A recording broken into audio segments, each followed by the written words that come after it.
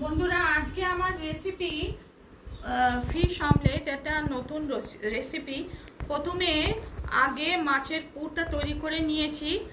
আগে মাছটা ভেজে মাছের থেকে কাঁটা বার করে পেঁয়াজ, রসুন, ধনেপাতা, কাশ্মীরি মির্চ, একটু হলুদ, নুন স্বাদ মতো, একটু জিরে গুঁড়ো দিয়ে অল্প একটু ধনেপাতা দিয়েছি, নেড়ে মাছের পুর তৈরি করলাম।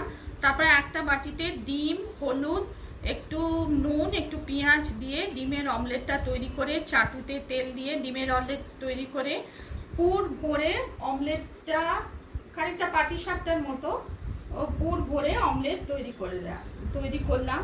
রেসিপিটি পছন্দ হলে লাইক করবেন, চ্যানেলটিকে সাবস্ক্রাইব করার অনুরোধ রইল। খানিকটা পাটিসাপটার মতো, বাচ্চা বড় সকলের পছন্দ হবে। ফিশ অমলেট দেখুন কি সুন্দর নিউ রেসিপি, ফিশ অমলেট।